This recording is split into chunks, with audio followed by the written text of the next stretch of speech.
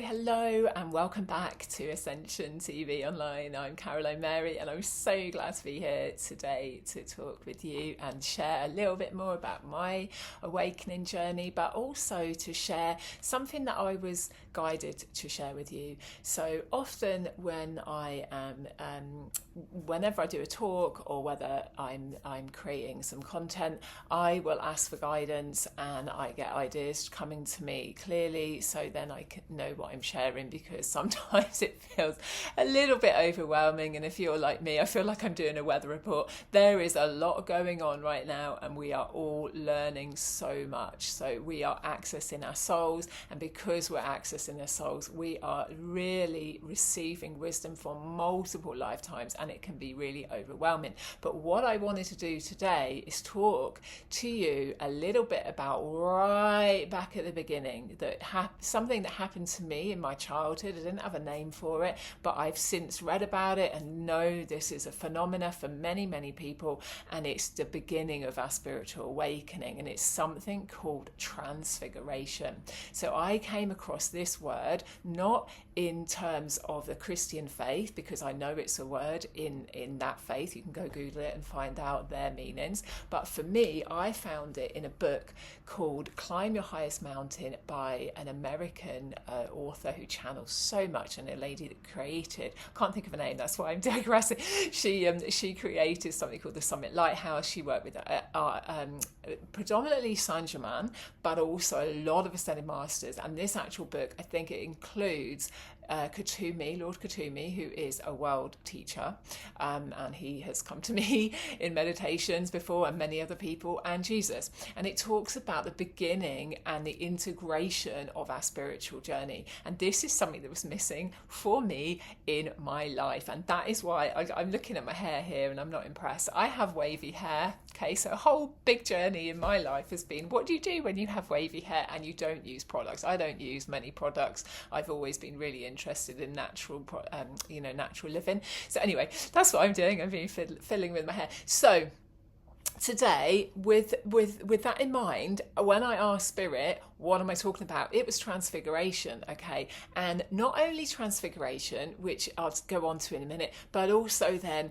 the spiritual honeymoon that we can have, and then the dark night of the soul. And those are three really mega important aspects for us to understand on our journey, because if we don't, you can be like me and have 20 years where you're just in a bit of a pickle, okay? And that is why I'm sharing about it today. And I'm really happy that I can laugh about it, but it hasn't always been that easy. So let me just take them one at a time, okay? We're going to cover transfiguration, spiritual honeymoon, and dark night of the soul. So transfiguration, in this book, Climb the Highest Mountain, it was really shown and described as the moment when the light gets you, the moment the light gets in, as people say, right? And for me, that happened on the playground. I was 7 years old, and it was like time stopped still, everything went silent, and it was just like one of those moments. Oh, yeah, it was this moment of like, whoa, like God was there with me. I've since been told it was actually angels, because God is like everywhere. I muckwood in my hat, how am I going to say it? You could say that God is in everyone, but you could say God, the Godhead, doesn't incarnate. We can argue the toss on that. I'm not going to talk about in this one, but for me, it wasn't that I saw somebody, but I absolutely felt the presence of this almighty God. This I just knew without a shadow of a doubt, I get it. Oh my God. And in that moment, I really received this knowing that I needed to have a life of purpose, that I was here to do something for the good of the world.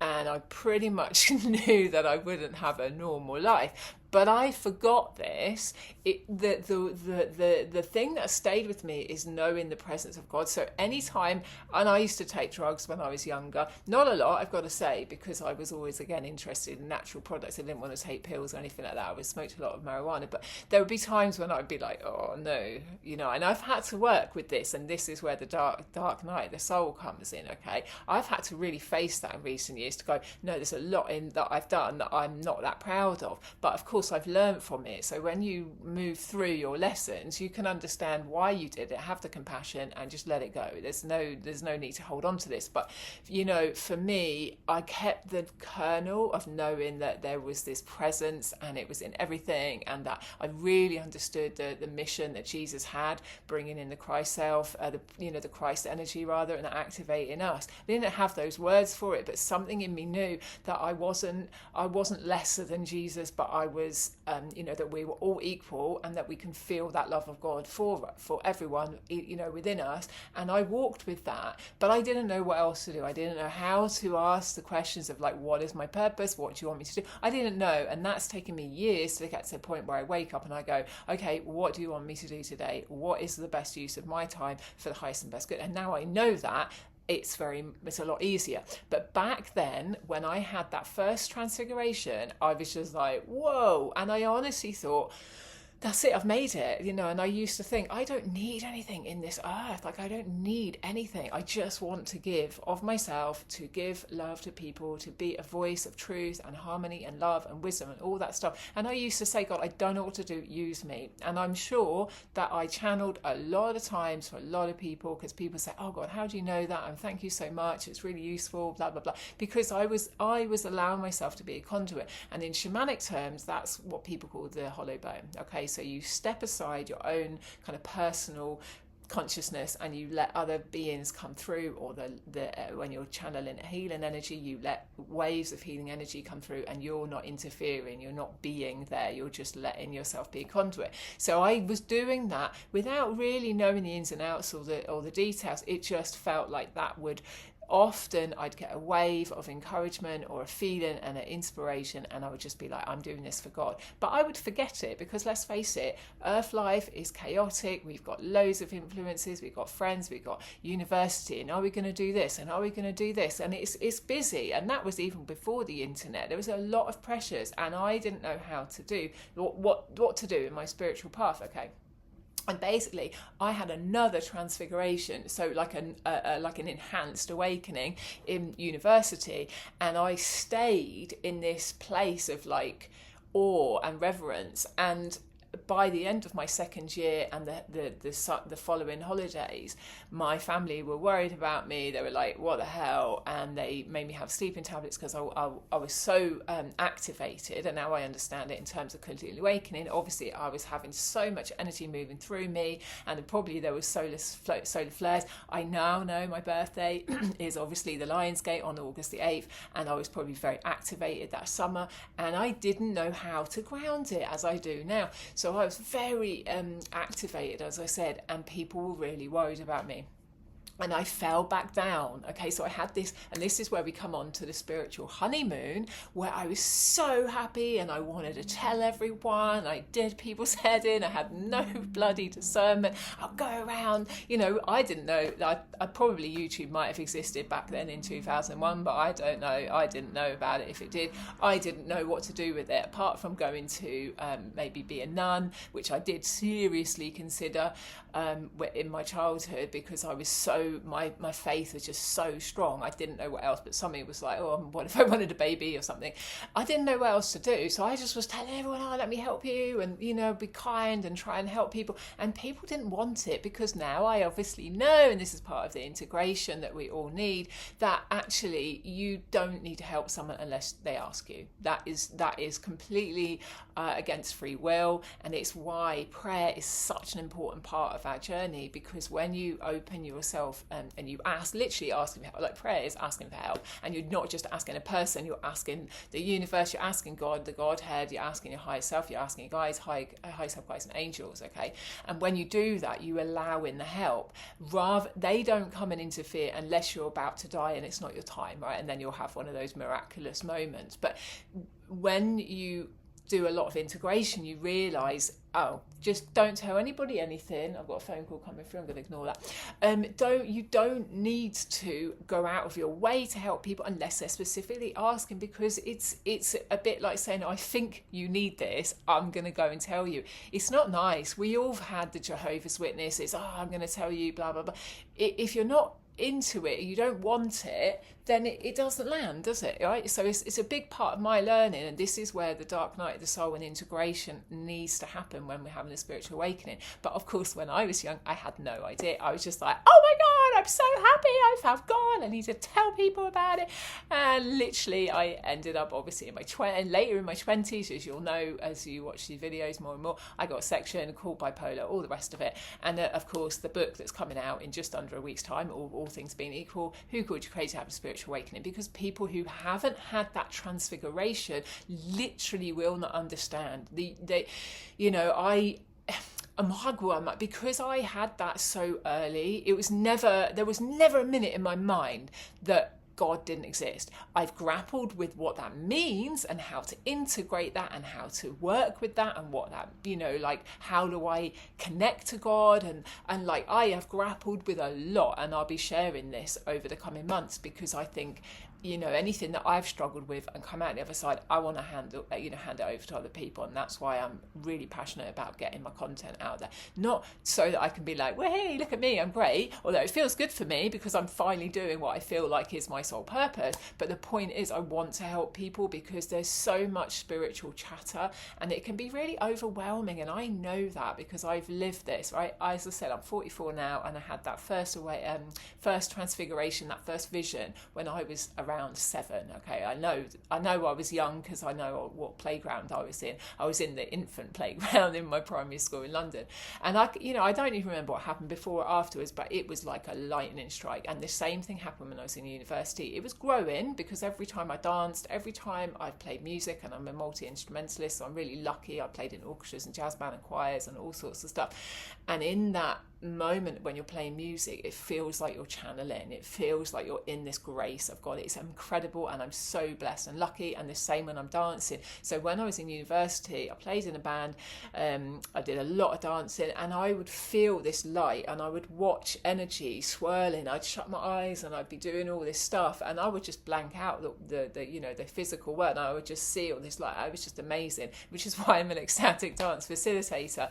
But when we come back to this, why it's really important to realise the difference between the transfiguration, the spiritual honeymoon, and then really the integration, and what can be like what might happen as a dark night of the soul. Okay, because it feels amazing when you have that transfiguration. All right, it's like, how to describe it? It's like the best orgasm, and some. It's just absolutely mind-blowing. It's the time, as I said, for me, the time stopped still. And again, it happened in university, and I was stood on the pavement, and just suddenly it was just like, shit, time stopped again, and I'm just like in this place of light, and I just remember God, and I remember that there's a part for me to play in the world, and what comes to you, and many people talk about downloads. If you haven't already heard, that's when you get like a literally an influx of information, but people call it a download now because we're obviously used to using computer terminology. You have this like a load of information, and then it kind of increases. It's like how a drop of rain actually would contain probably millions or even billions of atoms of water. In that moment, you get these like multitude of layers of understandings, remembrances, realizations. Okay, but in that, it's really important to not be sharing it with any Tom, Dick or Harry, all right? Because they literally will think you're off your head, and think because you're going to be so different from the person you were before to this newfound like joy. It's like you've had your calling from God, right? In the olden days, probably the option in our recent history would have been you go and join a monastery or a convent, because that was the only option. In years gone by, you probably would have been taken to the wise woman and been turned like trained to be a shaman. And this is where my journey has been a head fuck, because once we start opening up, and this is where we come to Dark Night of Soul, once we open up our soul memories, we will access many of the lifetimes that we've lived with that same iteration. So I know I've been a monk. I've definitely been a Buddhist monk, because a part of me absolutely hates it, but a part of me literally gets it, and that's another subject for another story. It's not that I hate all of it. It's just, to me, it creates a real nihilism that I think is unhelpful if you're not understanding the bigger context of the soul's journey. Okay, and that's one of the grapples that I've had. One of my dark nights of the soul is like, how do I integrate all of these aspects? Okay. So coming back to those, that transfiguration, it's really important that we have that discernment to zip it, to journal, to talk to somebody that maybe has already had that experience, and not be talking about it to your parents, your Auntie Joe, whoever, because if they are not already stabilized in their religious or spiritual kind of understanding, they are just not going to be able to receive it from you. Okay, and a book that really helped me with that is A Course in Miracles, and I'm sure I'm just going to grab it because it's here. Okay, and this book came to me a few years ago, and it's one of those people tell you to read stuff all the time, don't they? You want to do this, you want to do that, but I'm often like, well, no, unless it's a clear yes, I don't follow it, because let's face it, there's infinite amount of books, and I've got books to write as well. But in the beginning of the theory book in the Course in Miracles, it talks about revelation, and revelation being a gift basically from God, from the Holy Spirit, to take you from one perspective to another perspective, and in that you become more clear, more aligned into the place of love, into the true self. And what I was going to say with that, in it's talking about revelation being very specifically for you. So there are some revelations that are for you, and there are some revelations that are for others. And this is why I have created this channel, so that I can share things that I've received in a clear parameter. So if people aren't interested, they don't have to listen. If this doesn't get you, you can turn it off, my friend. I do not mind. If you want me to talk about something else and you've got some ideas, you can chuck it in the comments. But if this isn't ringing your bell, I don't mind, but I need to get this stuff out of my chest and out of my mind and out of my computer, okay? Because I've been receiving revelations for years, and somebody like, I think Matt Kahn said, I heard him say years ago, once you open to revelation, it's a non-stop stream of information if you want it, because there are so many things in life that we might feel challenged about, and our spirit guides, our higher self, God, the Holy Spirit, they want to help us. There are so many beings that want to help us, and they're just waiting for a chink of light where they can get in. Because if you make even the kind of half-hearted comments such as, I could really do with knowing about that is an invitation to the universe, boom, it's coming in. Okay, sometimes when we don't even realise we're doing it, we get the answers. It's just why you get your insights when you're running or having a shower, and not when you're sat going, I really need to understand, because that energy actually blocks us to receiving easily. So just coming back to the transfiguration, I'm going to ask the guides, what else do you need to know? That is, I'm just getting, it's a unique journey, okay? So it will happen in a way that's right for you. And that again is why a lot of people might say, that's not real, that's this, blah, blah, blah, blah, blah. It doesn't matter, because it's for you. And this, again, A Course in Miracles, it really helped me understand some of the things that have happened in my life. They're in the context for me. And again, when I've then shared it, people are like, you can't say that, my brother. So I'm like, you can't say that, it's bullshit. But actually, because they're not me, they haven't had the journey and the insight and the thoughts and the beliefs and the visions that I've had, that when I get my insight, Spirit's given it to me knowing that I've already received that. They know like where my soul's been, they know my beliefs. Whereas if you share something to somebody, just a snippet of the revelation without the context, and they don't have that similar background, they're just going to be like, whoa. And of course we've got the phrase cognitive dissonance, and that happens a lot. I've had it a lot, and it's like the world, it's like the Matrix. There's a glitch, because the paradigms, I used to get this image a lot, it's a change in paradigm, whatever way it's just not matching. All right, and that's why even with different teachers, with so many spiritual teachers, and everyone has somebody else that they connect to, because they'll have a similar background, they're speaking in the same language, whatever it is, something resonates. And if it doesn't resonate, that's when we end up getting sectioned. I'm not saying that it's really like wrong for everybody to go and spend some time in a psychiatric hospital, and I'm not judging people that have taken pills and all the rest of it. But for me, it was like, oh, Jesus, man, I need to talk to a shaman, a spiritual person, somebody who's got vision, so they can say,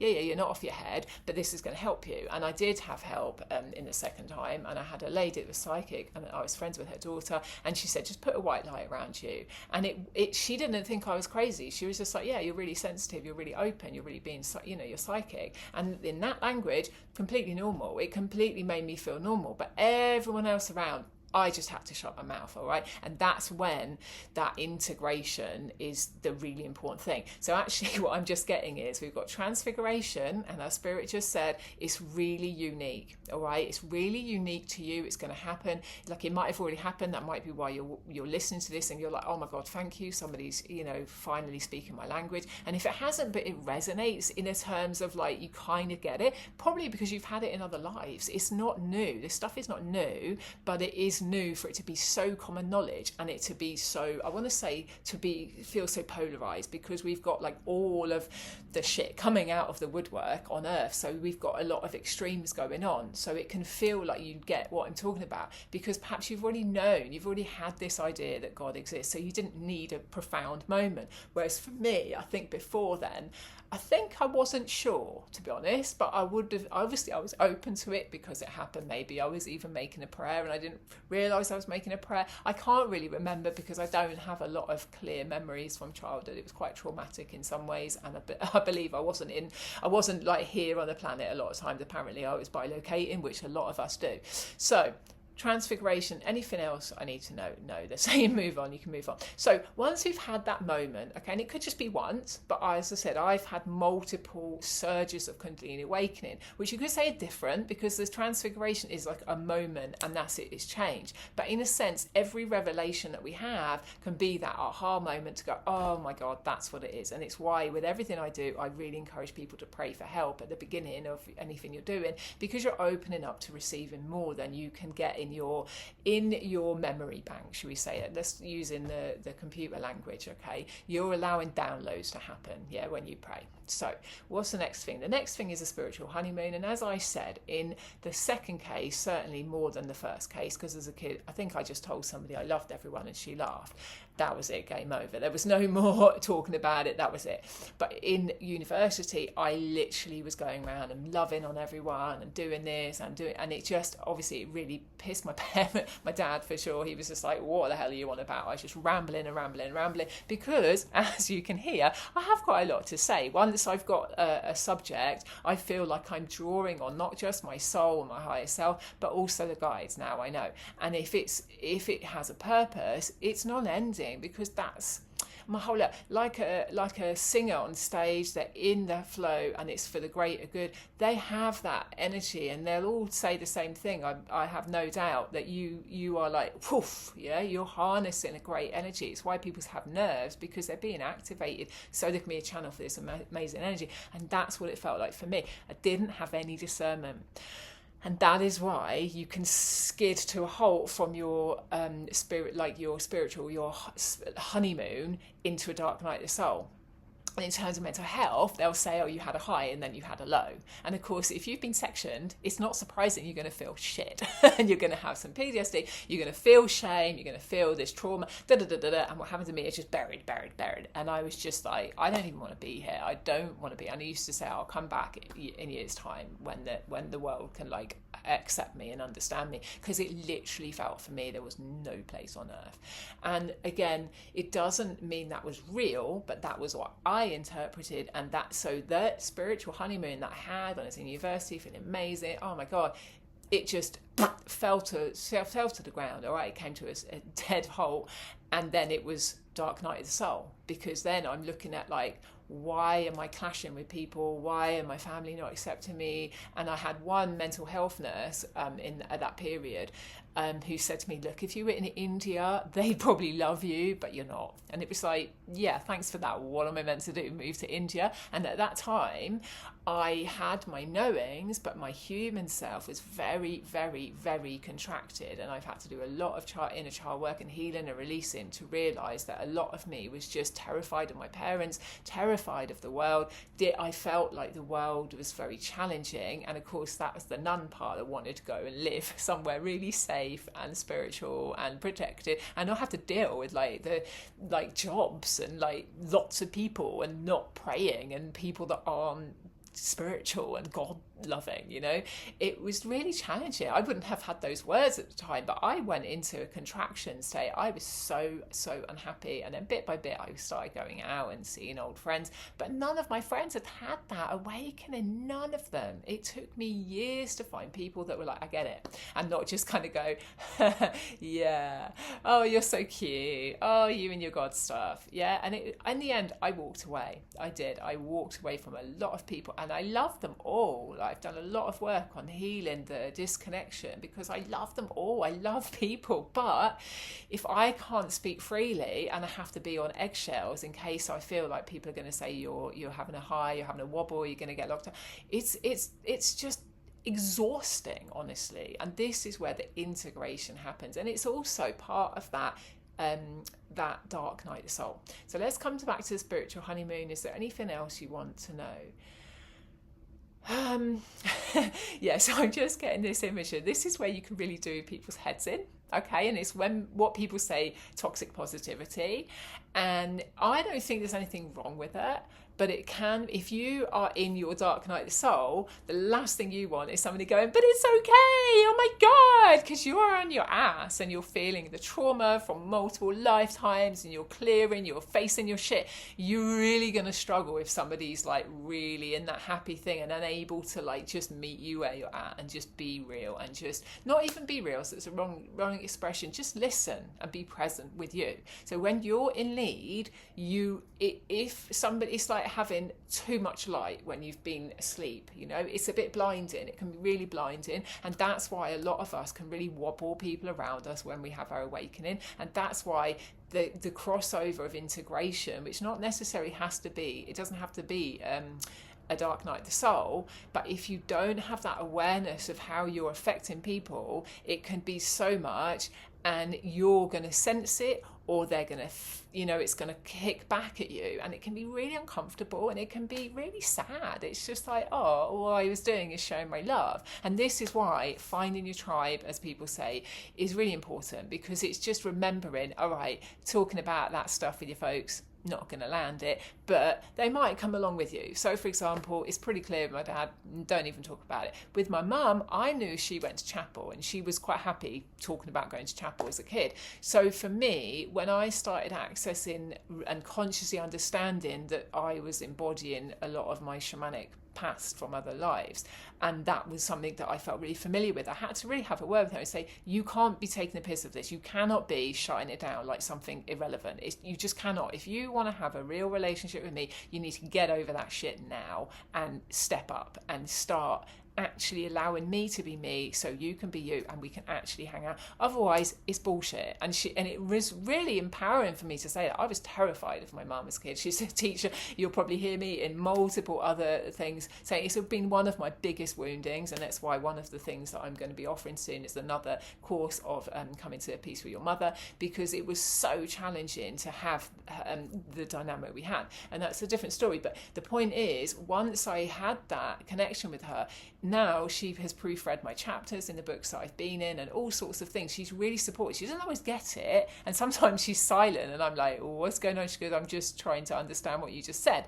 because obviously this has been my whole life. I've been interested in stuff. I contemplated, I've prayed, I've asked, I've been on journeys, I've done shamanic journeying, I've been on vision quests. This has been my reality, but for a lot of people it just isn't, and it's all new to them. And I do forget that, right? I'm a bit obsessed with this stuff. This is my special interest stuff, right, in autistic neurodiversion speak. So that integration, so actually I want to say, so you don't have a severe dark night of the soul, that taking on your consciously like chosen integration is what we need, okay? After the honeymoon is over and you're realizing it doesn't mean you can't be happy in your newfound faith and spiritual journey. It just means that discernment is, that word keeps coming to me, is such an important part, because if you're going around telling people and it's wasted, firstly it's tiring, secondly it's actually overstepping their free will because they're not choosing. That's why having outlets like your own blog or whatever, it's so important, so that you can be you can outlet your creativity and your joy and your happiness, but in specific areas that people can receive. And if they're not ready to receive it, let it go. Okay, so in a sense, so we don't have this massive upheaval between the transfiguration, the spiritual honeymoon, and then this dark night of the soul. When we start clicking in and really understanding like the dynamics, the energetic dynamics, it's like, okay, I really need to like ground, learn about chakras, balance everything, so I don't keep having severe Kundalini awakenings. Because when we have a solar storm, if we're not grounded, if we haven't drunk enough water, if we're not moving enough, you're going to be really buzzed out by the energies that are coming in. And I know that's what happened to me, and I've seen it in other people. I'm like, all you need to do is just sit and breathe down out of your body and let all that excess energy out. But again, I have learned now, deaf ears. If people aren't ready, it's going to bounce back and they'll probably hate you for it. And I've had it. People say, oh, you want to give up smoking? Yeah, cheers for that. I didn't already think that. Unless they're ready to receive it and they're seeking, forget it. Yeah, it's a big lesson that I've had. And again, you could say, I'm teaching you this, and maybe it won't land, but maybe it will. But maybe you've already thought it and you're like, okay, I really get that now. It drops in. Yeah. So when we're choosing to listen to something, we are ready to receive whatever it is. So again, let me just think. So spiritual honeymoon, what else do I need to know, Spirit, about that? What might you need to know? Enjoy it. But know at some point you might be asked to then start doing jobs. And this is where the soul alignment comes in. This is why my coaching is called Ascension Alignment Coaching. It was called Soul Align or something. But anyway, Soul Shine. It was Soul Shine, which is the same thing, right? Because there's a reason why you've got excited, because you're going to, something in you is like, oh my God, this feels better. That's what, for me, I was like, oh my God, finally, everything makes sense now. This is true. This was like my subconscious, my spiritual subconscious, my wisdom was coming out, and I was like, yes, this is brilliant. Oh my God, it's amazing. It's like watching spiritual TV, but I was getting it inside. It felt so good. But again, I didn't know how to ask, well, what do I do with it? And secondly, to go, okay, show me the simple steps so I can do whatever I need to do. I was just like, give. Oh, no one wants it. Oh, shut down. Yeah, and I went into my dark night of the soul because I was so fucking unhappy, and I didn't realise that there would be something specific for me to do. So I was caught up in different jobs, and all the jobs I've had have brought me to here. I've been a teacher, I've been a care assistant, I've been a support assistant in a school, I've worked in a lot of cafes, and all of those jobs helped me know how to hold space, know how to shut up and listen to people, know how to just get shit done. Like in catering, it's a very frenetic environment, so if you need to get shit done, you need to be organised, you need to be on it. I've been a housekeeper, so cleaning, learning about cleanliness and like energy, like cleanliness as well as physical cleanliness, and making systems and just getting over stuff like cleaning. And so everything has helped me, but there was still something getting me going. But there's something else, I'm sure there's something else. And a lot of the challenges I've had that have turned what you could say into a dark night of the soul was because I was so eager to do my work that I didn't always want to receive the lesson that I was getting in that time. Yeah, so I'd be like, oh, just fuck this shit, blah, blah, blah, blah, rather than going, hang on, what am I seeing now? What do I need to know? What am I integrating? Okay, and this is where, again, I'll be doing a lot of these videos that are informative and helpful to hopefully assist you to integrate what's going on in your life, rather than seeing it as, oh, it's just shit, I want to be over there, which is fine. We all know about Abraham Hicks, and if you don't know Abraham Hicks, go and look Esther Hicks, who channels this guy called Abraham. It's amazing. Staying in your vortex, ask for what you wish and allow it to come. Sounds simple, doesn't it? But most of us have such an amount of shadow stuff or subconscious stuff, wounded inner child, past life traumas, whatever you want to call it, that we won't always allow ourselves to receive what we think we want. Okay, and to me, that's part of the integration and part of the dark night of the soul. So I'm just going to tell you a little bit about the dark night of the soul now. Okay. The dark night of the soul can be, when I was talking to Spirit before, they were showing me, this can be two main differences within what we might call the dark night of the soul. So one might be like a tower moment in tarot, okay, where everything has to go so that the new you can appear. All right, so for me, I've shaved my head, I gave away pretty much every, in fact not pretty much, every instrument I'd ever had. I'm going to say pretty much because I think I have my bells and a tiny little singing bowl, okay, but everything else had to go. I've sold guitars and I've had a few of them in my time, 2 saxophones, flute, oboe, violin, I had some amps, I had CDJs, what did I have? Piano, what else did I have? Drums, djembes, multiple drums. I've had bongos and congos, and I play them all, okay. Clarinet as well, I was given a clarinet some years ago, and I had to get rid of them all, okay. I gave away my poi, I gave away all the amazing clothes I'd made, so I used to make clothes when I go to festivals. I gave it all away because I had to strip away the human persona and the structures that I built that was so strong that I didn't know how to kind of get out of that whole scene and this really fixed kind of who I am, to actually face the deeper shit, my subconscious shit, and then actually be able to activate like being who I am now and how I am now, which is in a sense the most coherent, neutral version of all my soul parts coming together so that I can do my work, right? I was so stuck. And I loved it because I love festivals, I love music, I love dance, I love doing the poi, I love playing all those instruments. But ultimately, I had to make a choice. Was I just going to piss around on the festival circuit, have fun, or was I actually going to make a purposeful difference in the world? And also, by stripping that away, I withdrew inside and started my healing journey, which is part of the integration. So with the dark night of the soul, one part of my dark night of the soul was having to withdraw from the festival scene, get rid of all my stuff, like really go into a place of like, I don't even know who I am anymore. Like I literally do not know. And that was really confusing, looking at yourself in a mirror with the skinhead going, and I knew to pray by this point, and I was saying, Spirit, well, what do I need to know about this? And they said to me, the only thing that is consistent in anyone's life is your essence, and that essence is a presence, that I am presence, and it's the sky mind behind the clouds, okay? And in a way you could say I drew a portrait picture of who I was, but that wasn't really me, yeah?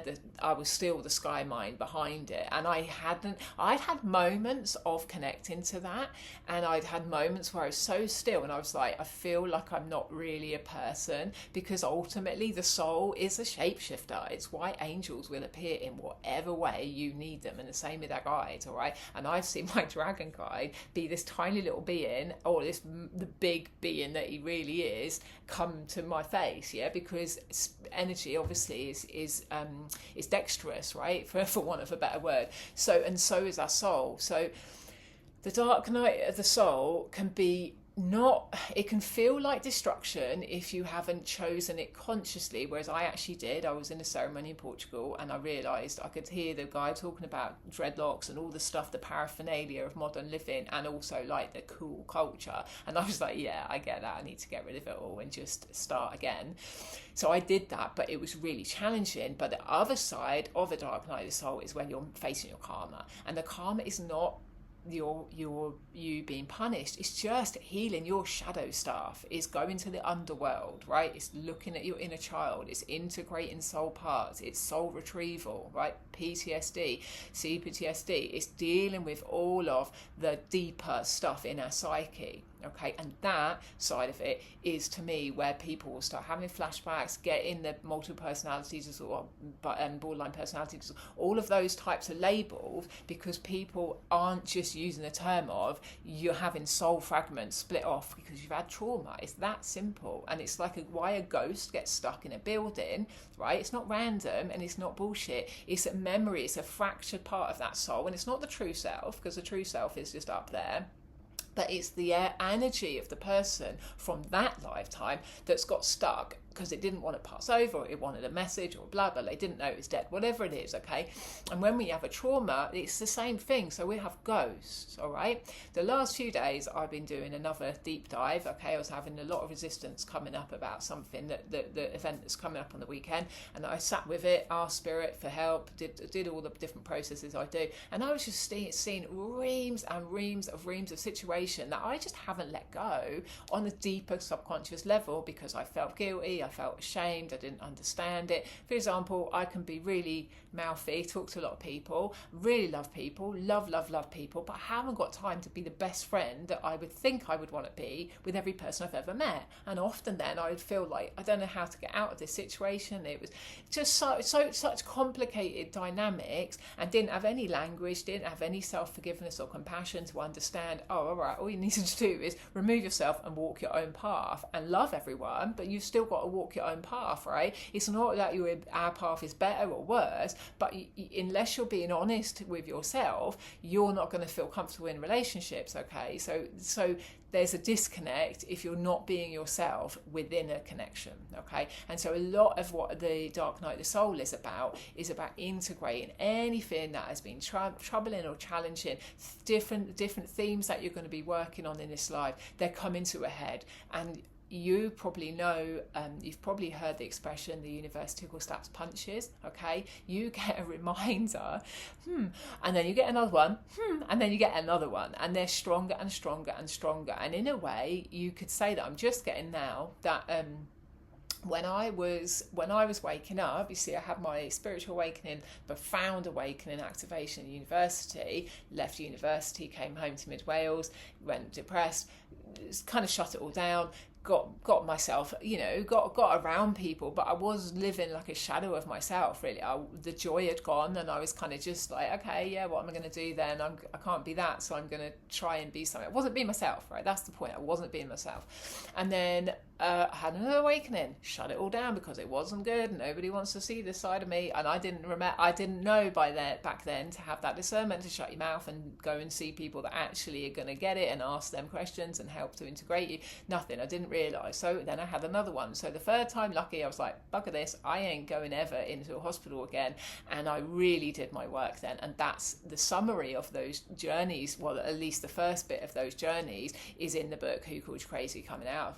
You having a spiritual awakening, because I realised if I keep talking like this, they're going to keep locking me up. If I show any of this stuff to anybody that is not awakened, they're not interested, okay? And if I keep smoking marijuana, they're all going to say, well, it's all because you got like cannabis psychosis. No, I was having visions, and they're legitimate. You can have them when you're straight, okay? But I knew enough of what had happened before to take the steps to sort myself out. I was lucky enough to have amazing support workers that could see where I was coming from and say, right, we'll help you, like retrain. So I retrained to be an accounts assistant, and I stabilised a lot of stuff in my outer world, so nobody on the outside world could ever then go, oh, you're having a spiritual awakening. But I still had to take all of that and do something with it, because otherwise I would have stayed in a depressive state. And frankly, I've been suicidal more times than you can shake a stick, because it was like, how can I be in the world and be me and like, what the hell?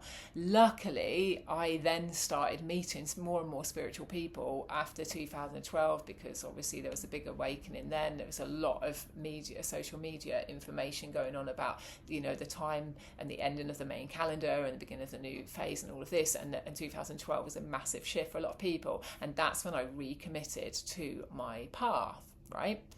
But I had no idea about the Dark Night of the Soul. All right, so I went traveling, I met the shaman, realised I needed to get rid of all this stuff, got rid of everything, and then it's like, now what? Yeah, so I started doing shamanic training. I trained to do ecstatic dance, all the rest of it.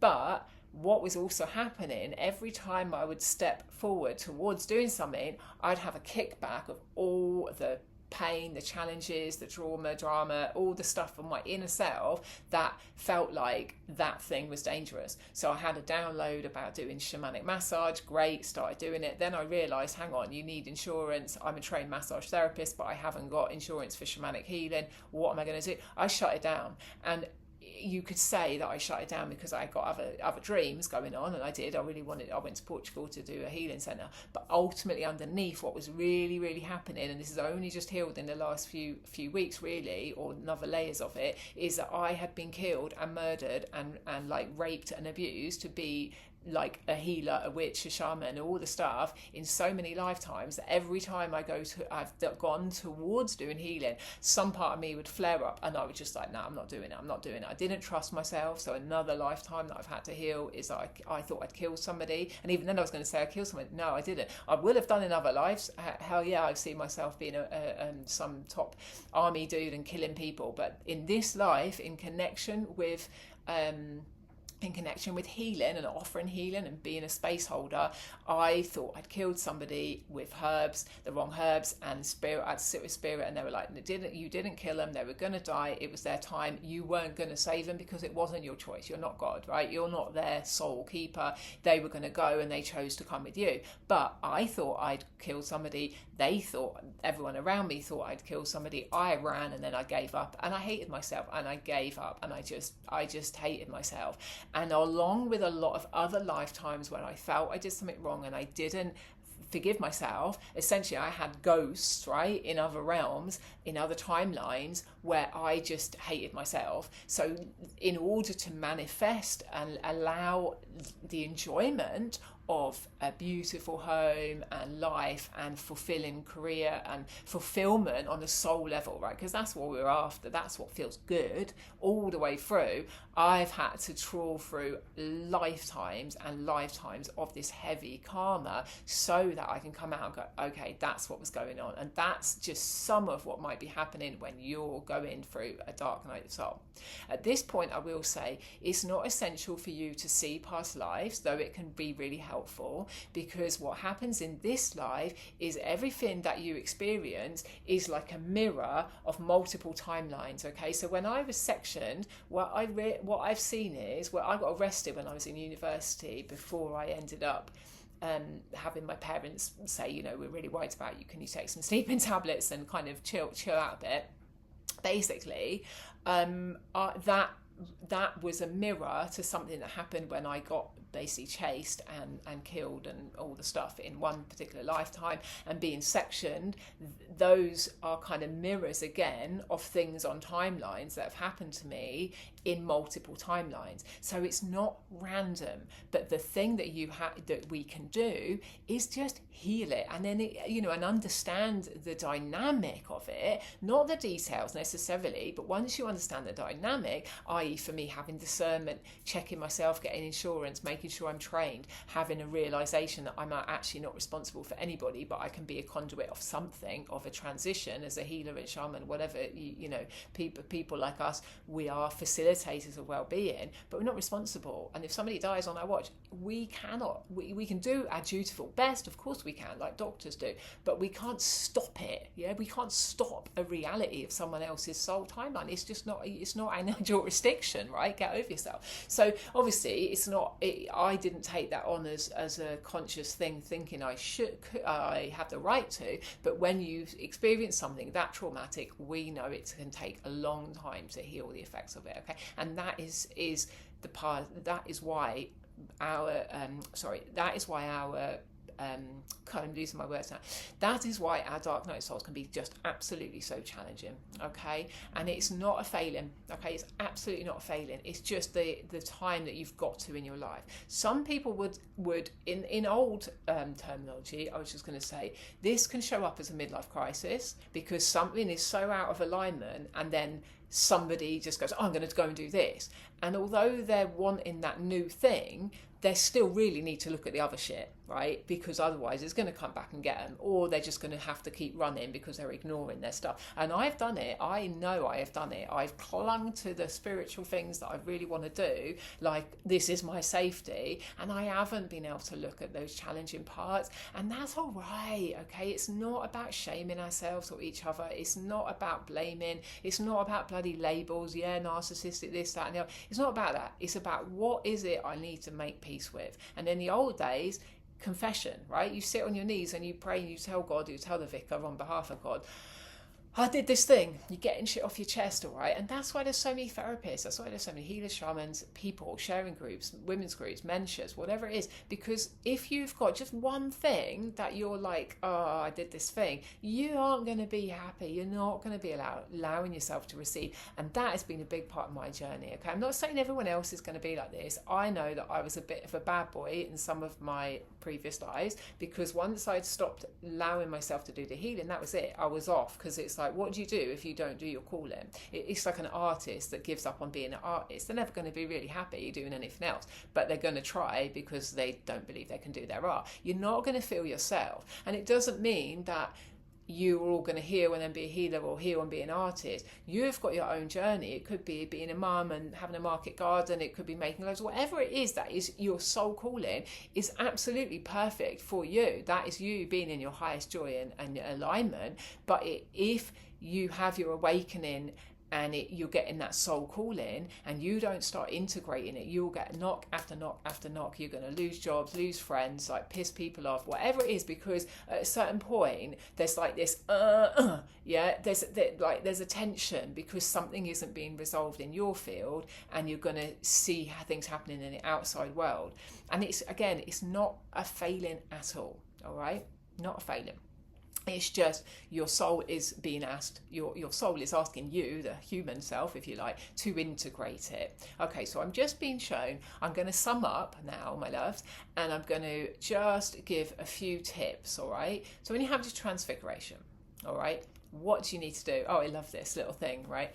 What do you need to do when you have your transfiguration? Firstly, protect yourself.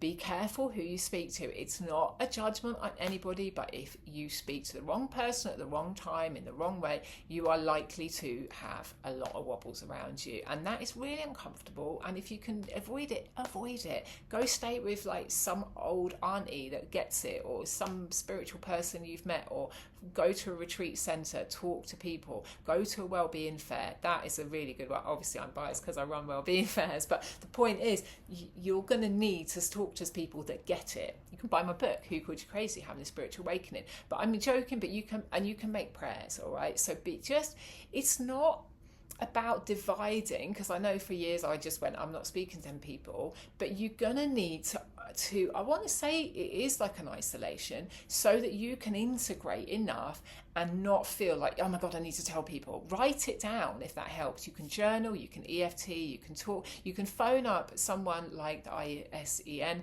the International Spiritual Emergence Network. There are so many supports now, support systems, support groups. There's Shades of Awakening on Facebook. There's multiple support systems for you. You can email me, right? Hop on a call. We can do some coaching together, whatever it is, but do something that's going to support you and is going to match you and hold you in that, because it's such a beautiful time. But if you then, it's like cast not your pearls amongst the swine, right? Don't waste it, because people just go like that and that's it. You're just like, oh, was that it? And sometimes maybe that's the journey that you need. Fair enough. I needed humbling. I know that. I have needed humbling, but not in the way that leads me to feel so depressive that you just want to give up on life, because that's what it felt like, okay? You might end up changing friendships. You might be withdrawn for a while. You might just want to be in nature for a while and talk to the trees, talk to the wind, the air, the nature spirits, the elves, the unicorns, whatever the beings are that you hopefully can connect to and trust, okay? Because you need that support to then move on in your life. Okay, so having your spiritual honeymoon, know that it might be over, okay? It might come to an end.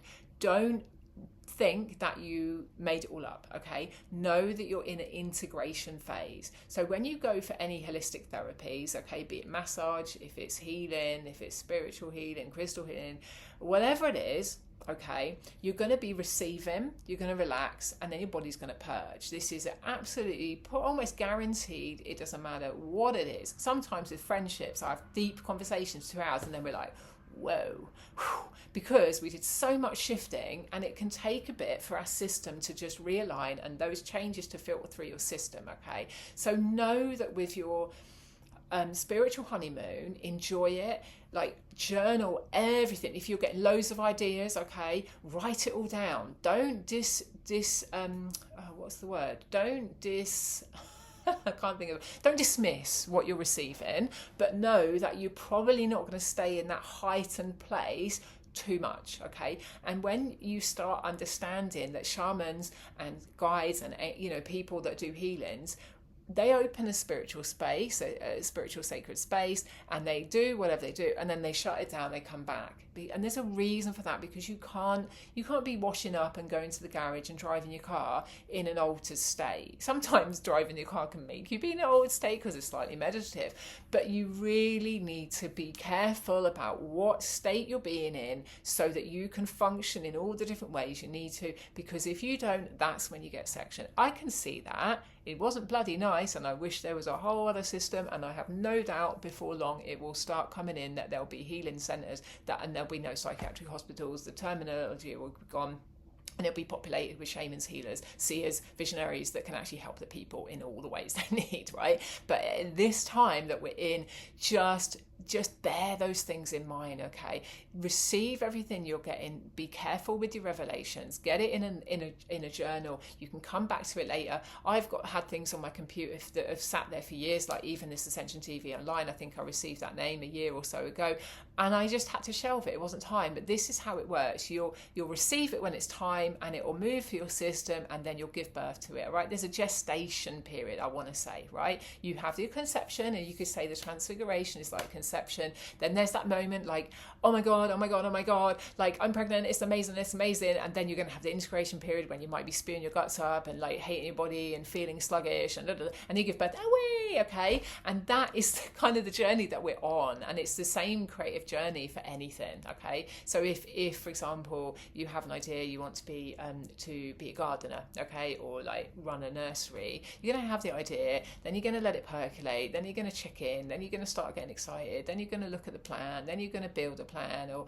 then you're going to take the steps. And if you're quite in alignment, that will happen really quite quickly. But for some of us, having the integration, the first step of that spiritual awakening, that transfiguration, it can take so much for it to move through the layers and layers of stuff in our aura, in our Akashic records. We're going to have to heal all the lifetimes, and the dynamics of those lifetimes, because as I said, if you heal the dynamic from this life, you will heal it in the other lifetimes. I absolutely, really, truly believe that. It can take years and it can be quick. Yeah, I see some people, they seem to have quite a gradual thing, and you think you're lucky gits. You don't always see behind the scenes though, okay, when people can have like mini dips of like, it can feel like a past, a dark night of the soul, because it can be like a few days, and then you do some work and it will heal. And when you then want to integrate your dark night of the soul, journaling, EFT, speaking to people that are trained or experienced at least, and have an understanding of the psyche and the soul and the spiritual dimensions, past lives, everything that's relevant for you, you need that person to have as big a bandwidth as you've got. Otherwise they won't be able to hold space. So I've been to therapists and go, I know I can't talk to you because I see multidimensionally, and you're not there, and you can't hold me because it's not going to feel safe for me to talk to you. There's no point. You can't see it in the perspective that I see it. So I've had to walk away from people, and then now obviously I know people that can hold space for me, and talk about past lives, nothing unusual, but that's where the discernment comes in, okay? So integrating your past life, your dark night of soul. Firstly, know that you're not being punished. Secondly, know that pretty much everyone that's on this path will go through something similar. 3, you can see it as a healing reaction. As I said, if you go for a massage or any type of therapy, you're going to have a bit of a wobble while those energies and emotions and things wash through you. Drink a lot of water, ground, move. Okay, I'll do different videos on grounding because it's quite a big subject, I believe, and it's important to really understand what's going on with that. Be on your own if you need to. Be in nature is really helpful. Journal, get it out. Look at, you can use, actually this is where the PDFs that I've been doing today, I've been writing a whole series called Coming to Peace, okay, And basically, every PDF is a coming to peace with your mother, your dad, your with God, yourself, your diet, sex. I will be adding more over the coming months, I'm sure. But for the moment, there's 5, and by the end of the day, there'll be another 10 uploaded. And they are just journal prompts for you to explore different themes in your life, because we've all got a home, we've all got a body, we've all got a mum and dad, or you didn't have a mum and dad, but there's still a theme in our life, and some of us will need to do more or less work in different themes, and that will be part of your healing process. And once you've gone through that process for one aspect, you can apply it to anything. So say when my car breaks down and I feel like, oh, this is like really bad timing, rather than just going into like panic, fear, okay, what am I learning from this? What does it represent? Okay, I believe that the world around us will keep showing us stuff. So I had a car where the indicator just kept going funny, and I'm doing this, but it was actually the left one, okay? And I was like, what is it? And I asked Spirit, and it was like, it's my intuition. So left is your feminine, it's connected with your intuition and creativity. I wasn't using my intuition at all, really. I was just all in my head, all in my fears. I wasn't taking enough time at that time to do my inner work, to ask Spirit, what am I learning? What do I need to know? So I was just doing stuff on my head, thinking, yeah, I can do this, I can do this. I wasn't connecting, okay? And as soon as I started connecting Spirit, the indicator problem just went. It doesn't mean you can heal a head gasket in your car, because, right, I had that go and I had to get it mended, right? But the point is, you can use a process of exploration, prayer, taking time for yourself, whether it's journaling, EFT, talking to guides, talking to therapists, whatever it is, to process that thing that's going on, and you'll come out the other side and go, oh my God, thank you so much. I've got wisdom now, understand, now I have compassion for myself, I'm going to have compassion for other people in this, and understand a lot of the things in my life that I've had to really sit with is stuff that I've judged. All right, I'll put my hands up. I was really judgmental. Like, why do people do that? Why do people do that? Why? And all that shit, guess what? I've had to look at it, because that, if you're going to live in integrity and authenticity, you are going to have to look at your shit, my friends, okay? Sorry to put it any other way. It's not a punishment. That's the point, though. It's just literally an opportunity to learn, to grow, to come back to peace, come to a place of compassion for our brothers and sisters, and then you can really enjoy your life. All right, so hopefully you've got a little bit of something from this video. If you've got any questions, do put comments or questions down below, feedback, whatever it is you want to say. I'd really like to hear from people. And if you're interested, go to my website, www.openlotusliving.com/resources. And there are lots of different resources. There's a few PDFs about coaching that can help you with manifesting, but there's these Coming to Peace series, and there's loads of work, and that really can help you with your dark night of the soul. Okay, obviously it's a free PDF. It's not going to do the work of a deep psychotherapist or a shaman or whatever, but it's a start of helping you learning to process, to explore, to contemplate, have some self-inquiry around a situation, and bit by bit it will soften away, and you'll go, okay, I really understand what's going on, what the dynamic is, what I'm clearing. And in following videos and offerings, there'll be a lot more in-depth tools that you can listen to, healing meditations, obviously on YouTube. There's so much you can do to help yourself, but it is about taking responsibility, taking time, letting the dust settle as well. So when you've gone through this awakening, that transfiguration, the spiritual honeymoon, the dark night, it can be a lot, and sometimes I want to just watch a video, and actually sometimes I watch a film and think, okay, this is another healing for me. So I watched something last night about a Spanish priest. The film was There Be Dragons, and it really reminded me of my own call to God, and it had me in tears. I was like, wow, yeah, so many times in my life where I've been embarrassed to be like what people would call a Christian in a way, because I so believe in Jesus and I believe in God, but I knew there was more, but I really hid it, and because I hid it, I've really lived with the consequences of that. I've not been authentic, and that's why in the end I've had to walk away from people. I've just got to live my have, and I love the people that I've known before, but I need to follow my journey, okay? And it can be challenging. But so sometimes you think you're having a break, but then Spirit, if you're ready, and this is the point, Spirit won't give you more than you're ready for, but at a certain point you're going to be looking at those subtleties in your life, and it brings up healing, releases old emotions, and we are clearing lifetimes. So do remember that it's lifetimes upon lifetimes that many of us are healing right now, okay? And on behalf of the collective. So do not be punishing yourself. You're doing so well, okay? And just so much love to you, and reach out if you need any support.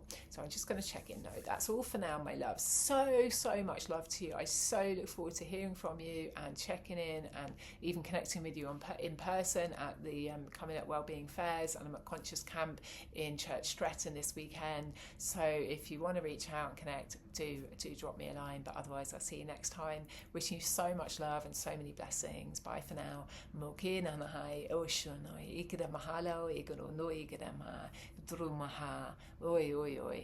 Bye for now.